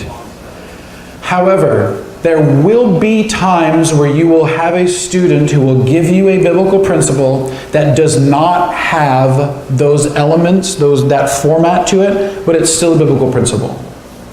And it's our job to kind of figure out, like, okay, that's something. That's why I put, it is a truth that can be applied to any Christian, anywhere in the world, at any point in time. And generally, it is a call to action. For SBSers, it's a timeless truth coupled with action. Like, God is love, therefore love one another. Like, that would be a good, simple biblical principle that kind of meshes those two together. And understand this: finding and wording biblical principles is a skill that needs to be honed and learned and honed. Week 1, you're going to have biblical principles that are all over the map. They're either not going to make sense, or they're going to be way too long, and then you are supposed to kind of shape them into, and they get, but hopefully by week 5 they've got it, week 6 they've got it, and they can be really clear and concise. One of the things that I like to say is that, can it fit on a bumper sticker? That's one of the ways, because I had students who were very wordy, and they would have 3 or 4 sentences to get to their biblical principle. I'm like, you're saying way too much.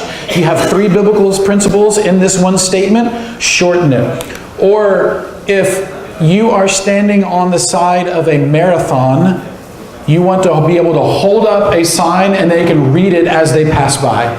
Okay, so you want your biblical principle to be concise. And at the end of your biblical principle, if I can look at it and I can go, so what? It's not a biblical principle. You want it to be able to be applied. If I can look at it, if it's something that I can walk up to a stranger and I can say something to them and then they know what to do, that's a biblical principle. It's something, and I have examples, but something like, Jesus is the one who forgives, so don't hold anything against people who wrong you. That's something that is about God or Jesus, and that gives them some kind of action. Like, oh, okay, so I shouldn't hold things against people, or don't hold grudges, whatever. An example would be in Genesis chapter 39, verse 23, the second part B. It said, the Lord was with him and caused everything he did to succeed. The biblical principle that I pulled from that is, seek the Lord because true success is found in him. That has the action, it's them seeking it, and it has the thing that is about God because true success is found in the Lord. One of the things you want to avoid, and one of the things you're going to notice in the Old Testament, the covenant that back then was if-then. If you do this, then you can do this. If you do this, then I'll do this. And you want to, now that we live under the new covenant, you want to be able to have them word things that don't sound like that. You don't want them to go if-then. Because we've had a lot of students like, that sounds like prosperity gospel. You're doing, if I do this, then God will make me succeed. Like you could make this verse into something that would be prosperity. Like, because God's with me, he will make me succeed. But that's not always the truth. I mean, it is, but it can be twisted. So we want to, especially in the Old Testament, you want to try to get your students away from the if-then statements. And it's kind of difficult because that's how the law is worded in the Old Testament. But that's one of the things we want to lead them away from. This is for the students, so I give them a biblical principle right away. They can use that. Another one would be Proverbs 4:10. My child, listen to me and do as I say, and you will have a long, good life. The biblical principle, when you listen to the Lord and follow his commands, he blesses your life. Is that a true statement? Could you walk up to somebody on the road and they would know what to do with that? Be like, oh, so I should listen to God and I should follow his commands and then he's going to bless my life. I mean, and that's something you see as a biblical truth throughout the Bible, that if you follow his commands, then he'll bless your life. In the New Testament, Mark 8:34-35, if any of you wants to be my follower, you must turn from your selfish ways, take up your cross and follow me. If you try to hang on to your life, you will lose it. But if you give up your life for my sake and for the sake of the good news, you will save it. And then I usually ask the students to tell me what biblical principle they would be able to pull from this. Essentially what you're doing with biblical principles, it is the inductive method combined from like one verse or one section. Because they are observing what the text says, they are interpreting it, and they are giving you an application statement. That's why it takes a while for them to learn how to draw and glean that from the scriptures. And hopefully you guys are either good at that or there's somebody that you can go to who is good at that. I have read students' homework before and I'm like, you're better at this than I am. And not that I'm the best at it, but I go, you've got it. And they give me a verse and then they have the biblical principle and they're awesome at it. But I always hesitate to say this because then you have people who follow it rigidly and then they confuse the students. In general, it's something about God and then an action. Generally speaking. Eventually, I'll find an example to give you of that it's not that, but I would say 98% of the time, if you're reading their biblical principle and it doesn't have something about God, or if it has something about God but it doesn't have an action statement, then it's not a biblical principle that we're looking for. It's something that you could go, and I'm repeating myself now, but it's something you could go to any Christian anywhere and tell them something and they would be able to do something with that. If you go up to somebody and go, God is love and he's the light of the world. So what? Like that is a true statement about God. Like, yeah, that's true. That's a character in nature right there. And so then you can take that and then you can add, what do I do with that? And that would be your biblical principle. And sometimes you have students who will give you 3 or 4 biblical principles. Because God is loving and merciful and he loves us with all his heart, then we should, like, you've got 4 in that one sentence. Pick one and then go with it. Do you have any questions? Yes. So another common problem with this one, like at least when we were in Papua New Guinea, a lot of students would mix up character nature of God with biblical principles. And something that we did to make it more streamlined is character nature is like God is love. So that's character nature. But then biblical principle is like basically, you know, since we were made in God's image, like this is what we do. Yeah. So you do this. Yeah. So like I guess like with including God's character and nature, do you think like because there has been confusion, like by saying like, okay, this is God's character and nature and this is what we do, like I guess like how would you suggest we go about that? To start it off simply, I would do something like, I would say, God is love, that's great. I would say, here's a biblical principle. Because God is love, we should love our neighbor. We don't want them to always have their biblical principles stating, because God is just, we should this. But it's a good springboard to help them get used to the language. Especially somewhere like Papua New Guinea, Samoa, Solomon Islands, stuff like that, where they're misunderstanding or they're not quite getting the character and nature. You can just start simply, because God speaks, we should always be listening. Like, that is a simple way to turn a character and nature into a biblical principle that will hopefully get them to start thinking of how to do it. If 2 or 3 weeks afterward their biblical principles are still the same, then you need to start challenging them on how to expand that. But I would say from the beginning, to help them get their mind in the way of finding biblical principles, that would be how I would phrase that. Does that make sense? Yes, Josh.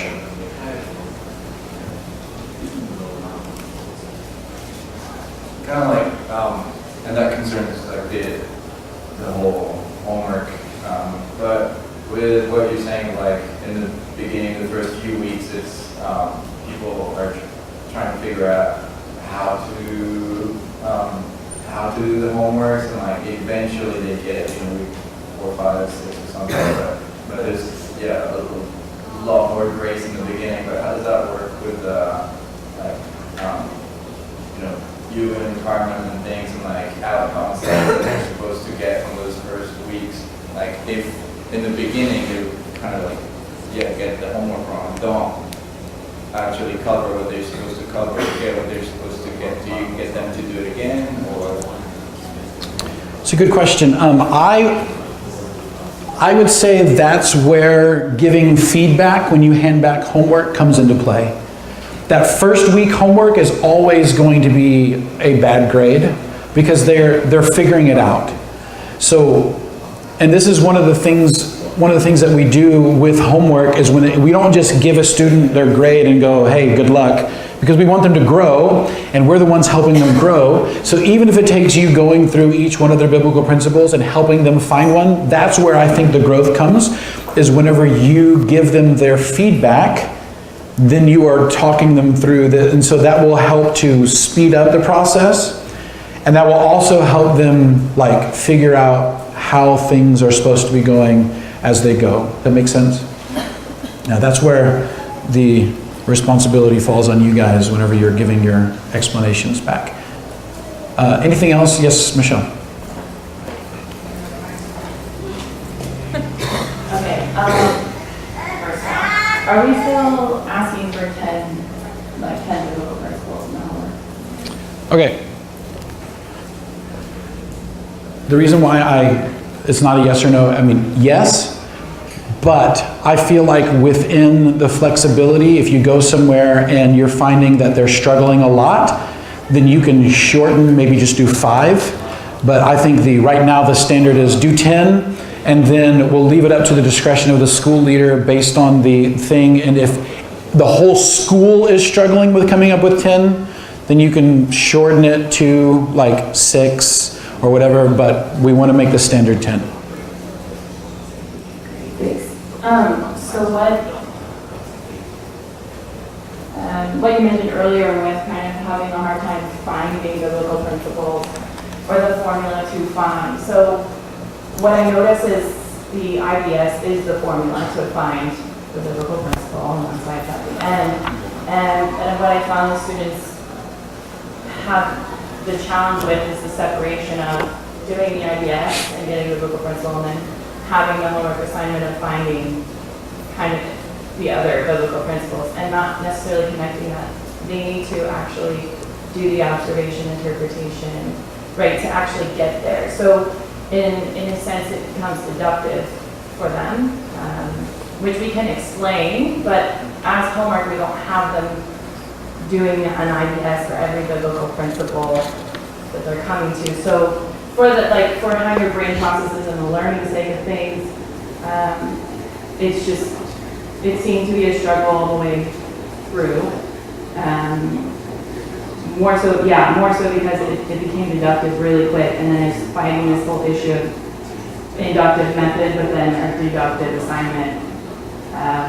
And how do we just correct that, I guess, or how do we, because they don't know, I mean, it's not ingrained in them to do observation interpretation, right? Like, that's not ingrained yet. So it's just this very, like, butting heads thing.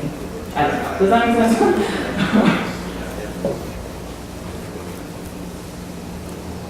Anybody have any input for that? Because, no? I mean, I know that you and I discussed this a lot in South Africa. I don't know how to resolve those two things. And maybe that's a discussion that I can pull in Yo and Andrew Greenplate into later on, or if Andrew has a response to that.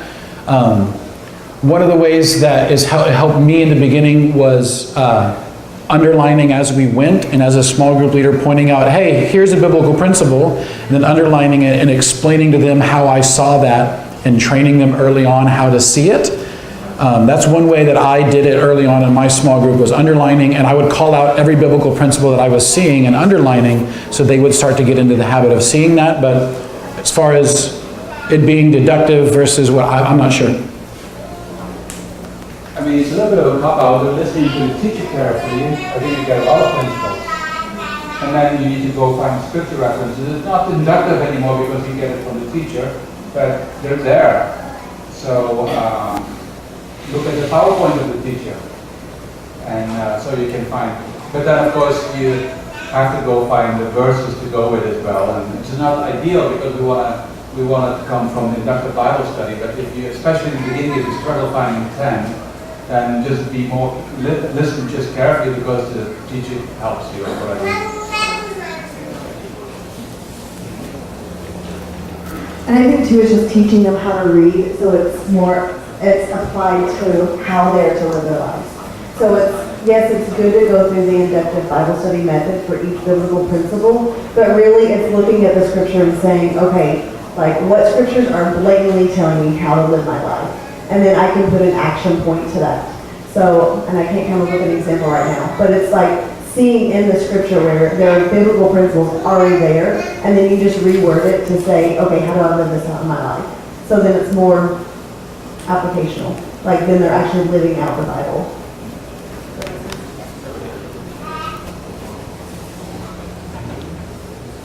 Oh, yeah.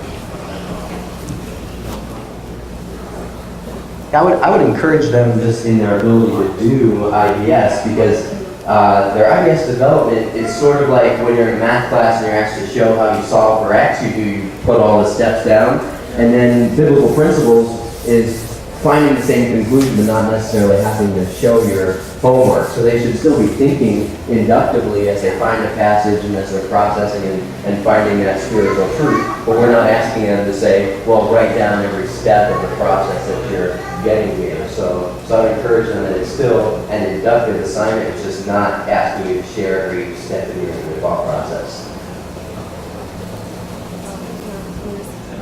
And I want to say also, it's not a should statement. Like in your biblical principle, it's not a I should do this. It's, as Christians, how are we living? How are we actually applying this? So it's I will, I am.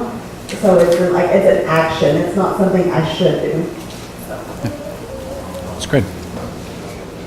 It's great. Is that a better? That's good. Okay, excellent. One of the things that I've run into is students quoting scripture verbatim in their biblical principles. That's just writing a scripture down. That's not a biblical principle. That's just them writing it down. So they need to be able to put it in their own words, couple it with the action statement. We're almost out of time. Let me jump to the personal application because that relates directly to the biblical principle assignment. The personal application, also on page 47 of the manual, there is more explanation to the biblical principles in here. So if I messed something up, which is likely, it's in here, better worded in the manual. The personal application assignment is what they will do is they will pick a biblical principle from their biblical principle assignment, and they'll write it out. So the top of their page, they'll write out the biblical principle with the scripture reference. That's super easy. And they include the reference from their assignment, or they can use one that they just like that wasn't in their assignment. Odds are they'll pick one from their thing. But okay, oh, so, I'm sorry. I should say this because I had this happen. It needs to be from the weekly reading that they're in that week. So if they look at their personal application and they don't pick one from the 10 that they use from that week, and they use one from the New Testament, that's not what we're going for. They need to use one from the weekly reading that week, ideally from the biblical principle assignment. Does that make sense? You don't want them jumping ahead and going, but I really like this one and I want to then wait for that week and then use it there. So you're going to pick a biblical principle. You're going to write a process explaining why you like this biblical principle and what it means to you. That needs to be, at least a paragraph. If somebody is processing something that they feel connected to, they're gonna write more than 2 sentences. If you're looking at a personal application assignment and their process is this long, that's not acceptable, because we want them to actually process. Why did this biblical principle stand out to me? What does it mean to me? How am I seeing this in my life? And there is explanation in your manual. But you want it to be something that they are connected to. Why is it important? What stands out? How would your life be different if you applied it in your life? So you want them to be able to process. And as you get to know your students, you can tell if they are actually processing versus just kind of throwing things on the wall. You need to make a personal application statement that is specific, accountable, and clear. It can't be something like, I want to love people more. That's great, but how are you going to do that? You want something that as their small group leader, you want to be able to go, hey, how have you met this? Something like, this week, I will find 3 people and tell them things that I appreciate about them and write about it in my journal. That is a specific goal or application. It's accountable because you said 3 people. I can go, hey, what 3 people did you talk to this week? Or let me see your journal and I can read. And it's very clear. So you want it to have certain aspects. You want them to. This is also helping them to shape how to make goals for their life. And people will be like, I want to be closer to God. Well, everybody wants that. If you're a Christian, everybody wants to be closer to God, but how are you going to do it? It doesn't need to specifically be within that week. It can be within the month. It can be within a few months. It can even be within a year. However, it needs to be accountable. Meaning there needs to be some kind of quantifiable way that they are getting to this outcome. Does that make sense? Because that's one of the statements that, this is the part where they're applying things to their life and you want them to be very clear. And then after that, they're going to process why they want to apply this statement. So the first process is why this biblical principle means something to them. Then they're going to make their application statement. Then they're going to tell you why they are applying it in their lives. I'm going very fast because it's after 4 o'clock and we haven't gotten into the IBS method, which we may have to just do later. Any questions as far as what we've gone over? And like Yo said, these 6 assignments are gospel as far as DBS is concerned. These are ones that you need to have. There is flexibility as far as how you accept these.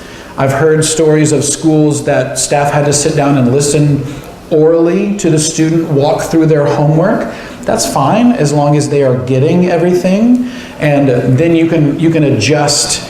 In one school in South Africa, we had to truncate some of the homework because we just didn't have the time. So I said, just do this. They still did the assignments, but I just made it smaller based on the amount of time.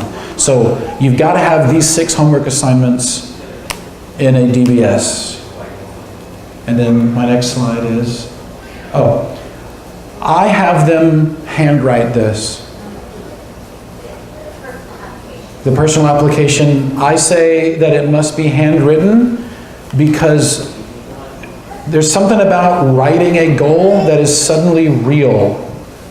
Like if you just kind of tell somebody, oh, I want to do this, but if you write something down, I will do this, there's something that connects your head to your heart through the process of writing something out. You're more connected. When you're typing, sometimes you can get ahead of your thought processes as you're typing, but if you're forcing yourself to write, you're forcing yourself to actually think about it, and it becomes real. At least that's the goal. And then special assignment, that's something that can be adjusted. We have our special assignments in the manual, but you can adjust based on the area. Any thoughts, final thoughts from Andrew or Angie or Randy or Yo? Yes, question. I just wanted, I was wondering if you could elaborate a little bit more on God's redemptive plan. Because there have been like some, I guess, slight deviations of that, and I guess, I just want to hear from you. Yeah, thank you. I breezed right through that at the beginning. How I define GRP is anything that is calling God's people back to Himself. It doesn't have to always, I've heard people say GRP is something that mentions Jesus. Usually stuff that mentions Jesus is GRP, but any verse that you read, covenants, though, that is God calling His people back to be holy. That's a GRP. Anything that it's calling people to do something according to God's plan, that's a GRP. I don't know if that is, does that cover what we are wanting for GRP? I mean, stuff about Jesus, about the coming Messiah, about the line of David, that is, Jesus is God's redemptive plan, so anything mentioning Jesus is GRP, but there are also GRP verses that don't mention Jesus, like the Davidic covenant, that's part of God's redemptive plan. In the New Testament, the promise of the Holy Spirit, that's God's redemptive plan. The Pentecost, that's God's redemptive plan. How Paul is giving ways to live, that is Jesus redeeming people from the fall of sin. Anything like that is GRP. Thank you, I forgot that. Yes, ma'am. You were just mentioning that you would sit down with the students who cannot really write the homework. Is it fine to write the whole homework orally, or is there a U of N requirement? I don't know if there is a U of N requirement as far as what needs to be. With a culture where, like Easy said, he works with people who can't read. This is a course where you read the Bible, but he's worked out a way that they could go through it and get it. So I think that varies based on location, but correct me if I'm wrong, Andrew and Yo and Angie, I don't think there is a university YWAM standard as far as what can be oral versus written. I think, like Easy said, as long as we're moving forward, as long as you can tell, as long as you can go to the University of the Nations and say, he has it, I think that's fine. Because look, we had a student in South Africa, that the kid from Malawi, who, reading his homework, I could tell that he got it. When he did his overview, I was blown away. Sorry, I love that kid. He did it without notes. He just had his timelines, and I was like, that's an example of, he got it. He didn't meet what I would want standards as far as homework, but he got, as long as they get the outcomes of the school, I think how we get there is kind of up to us, is within the framework of the homework. Does that make sense? Did I say any heresy? Yeah, Andrew. My heresy meter over here? No if you're starting or running a school that you intend for students to do portion or all of the homework orally, then you'll have to register that as such, and you'll have to be able to defend, this is how we're going to assess this is how we're going to judge the outcomes, rather than the normal. But I think that would be good maybe for a small group at some point this week to anyone interested in working with non-literate people groups or non-literate locations, talk about how do we assess, how do we do feedback and things like that. So it's maybe just for a small portion. Yeah. Way better answer than mine. Yes. Okay, so I feel like my question will be like something that happens in any school, even outside of Darwin or U of N. But I've gotten this a lot, is that, oh, Allie is a much harder grader than this person. If I would have had this grader, then I would have gotten a better grade. And like, I know that that's something like there will never be a standard because a lot of it's subjective, but like if we are, you know, making grades based on people's momentum and moving forward, like, I don't know, how do you like bring like unity to your school when it is kind of subjective? That is the question, isn't it? In my brief experience, I don't have a good, clear answer as to how to, because when you try a rubric, then sometimes that works, sometimes it doesn't. Sometimes people bring in things that are outside the rubric. I'm going to let BK answer that. I think something we tested out for our second school was grading the grader. Why did you grade it like this? And I think in staff training, to really bring me up to that level of who we are as a school and as staff, and what are the expectations that we have to carry. And I think for them to hear the part piece, but obviously there's going to be a lot of nuances like discipleship. They're going to see a lot of things that the school leader might not see. And they see the progress, and so, but yet, what can be standardized, and what are certain things that, you know, it's not really up to perhaps the school leader. Yeah. It's up to the staff leader leading the students, correct?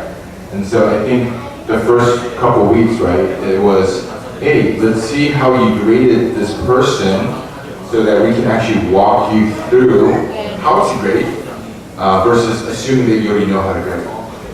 Yeah, no, that's good. I think just a comment also about the question that she is raising. Staff training is very important as a student leader. So bring understanding so that everybody can grade well. If the staff training is failed, then I don't know how they run, and someone grading different than another one, so it's difficult. And also how the person you understand the Bible as well. If you understand the Bible correctly, then you'll be better than someone else. But that's what staff training is very important. Everybody come together to bring the standard of the school. Yeah. We also, and maybe other schools do this too, but we always have the first few weeks where we all grade together in like a small group setting. So we get snacks and get everyone together and we all grade. So we're learning how to do it together and it's fun and we can talk through issues that each grader has and we can all be on the same page. Yeah, grading parties with waffles are always good.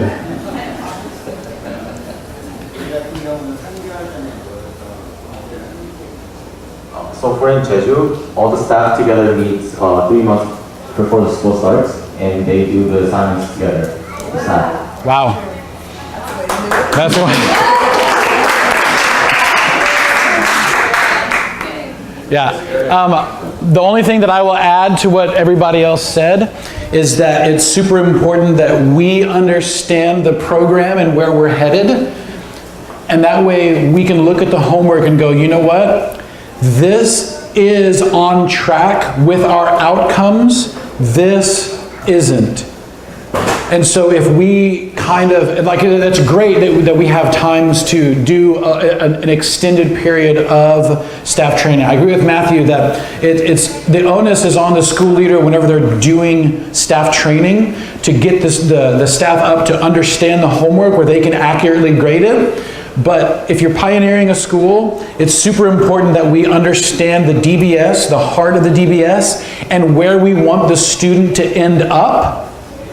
And then that can help to frame and to shape how we grade and what expectations we have. Also, Like I said, getting together as a staff, grading together. It's going to take a while. It's going to take a long time. Get snacks and waffles and coffee and cheesecake, and then go over people's homework. Go over stuff like that. That way we can, as we're going, we're creating a standard within the atmosphere of the school. That's good. So 2 things. As a school leader, I always make myself available throughout the whole school. So if the staff ever comes with a question, I'm like, if you're having a grading question, email me, text me, like come to my door. I want to answer that so that we're all on the same page. And I even like, after, I've done it a couple of times, but after they graded the first time, I actually grade their grading. And so I'm like, hey, this is what I would have done differently, so that there's more across the board, general, like, okay, this is how I expect it to happen.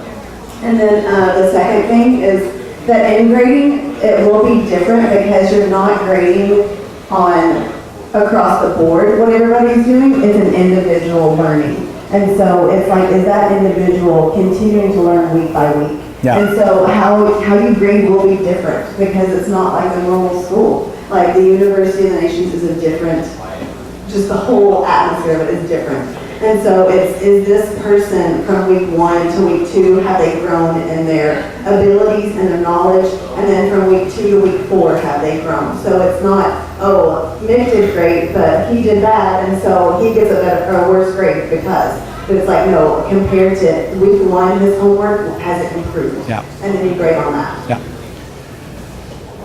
And one thing I think is very important, I think this will be the last thing and then we'll close, is, like Angie said, being available, but it's super important that when you communicate with your students, their small group leader is the grader. Like when you're talking to them, don't tell them, oh, let me take it to my school leader and see if this is okay, because that will create a mindset of, well, you gave me as a grade, I can go get something different from somebody else. You want your small group leaders to be the person who is grading. So all those questions, those things like that, you could just say something like, well, hey, let me take a look at that, and then you come to your school leader and be like, hey, what do you think about this? And then they give feedback, and then they go back and go, hey, I think this. As a school leader, when students come to me for help on their homework, I will give them a response, and then I'll say, check with your grader. If it's something that is standard that I've gone over the staff with and in the class, I will give them an answer. If it's one of those things like, should I use colors? I go, hey, go to your grader. They're the ones who's going to be the thing. But you don't want to create a culture of, oh, the school leader has the final say on my grade, so I'm going to go straight to them. And because then it kind of cuts off the authority that you have as a small group leader, and then you're timid when you lead. You don't want that. You want to be like, I gave you your grade, and if you want to discuss it with me. Anyway, does that make sense? Yeah. You don't want to be, Yeah. So with that, I led a small group with Matthew, and we graded differently, and we always changed like our students. So one week I would grade one student of the small group, and then next week Matthew would grade it. And I had that feedback, that I would grade like he was more strict than me. So would you recommend to always grade the same student and not change that? I would. That would be my recommendation, because you're going to have those complaints. Oh, you're more strict. I would rather have you grade mine. I have had people find out that I'm a strict grader and wanted me to grade because I wanted to improve. That is one of those things where I'm like, okay, if you want me to grade, I'll do it, but I'm going to be hard on you. But you don't want to create discord between you and your co-leader. So if you're going to divide up students, I would say keep those students that you're going to grade, because then you get to see their progress versus always checking, hey, did they always do it this way? Is this changed? Is this different? And we'll be the last one and we'll wrap up. I definitely see your point, and I can agree on some points, but I think it's also helpful to have different graders, because they're adults, okay? Like, these are grown-ups, and they have to learn that sometimes things are going to change, and they also need to be able to adjust and be like, okay, this grader was harder, but I can learn something from them. And that's the whole point of being the body of Christ, is that we're learning from each other and we're growing. And I think if we kind of baby them in a way of like, oh, well, you don't like this grader, so let's just keep the same person, then they don't get the opportunity to grow and learn from different people and be in uncomfortable situations, which is part of life. Because I had a really hard grade, I still have a really hard grader. And what I loved about it, though, is that it pushed me. And I learned new things because they had different things that they were focused on. Like one of my graders was all about observation. So for her, I would do like 45 observations on a chart and it still wouldn't be enough. And then another one was like, these are too many observations. It's cluttering your chart. You should do this. But it was a little annoying, but at the same time, I was 19 and it really showed me, okay, I just gotta grow. I gotta roll with it. Yeah. And I learned. So that's kind of my perspective. Yeah, I agree with you in that. You don't want to bow to a student going, I don't like your grader, can I go to you? And then that, no. If you're leading a small group or there's 2 small group leaders, then you guys figure that out. Like for me, my response is I like to keep it 1 grader because it kind of takes part of that. But I like what Becca said, you have somebody who is challenging, but I also don't think it's smart to have somebody else's small group leader grade your small group students' homework. But if you have 2 people leading a small group, I think there's some healthy balance to swapping off graders. And then it becomes a discipleship issue of suck it up and do your homework. All right. Thank you so much. Let's close in prayer. Now, this has been a long day. I thank you guys for sticking with it. I, of course, am always available for questions as far as homework, and I mean, Angie and Andrew, he was there. Becca and Andrew and the people who have done it in easy.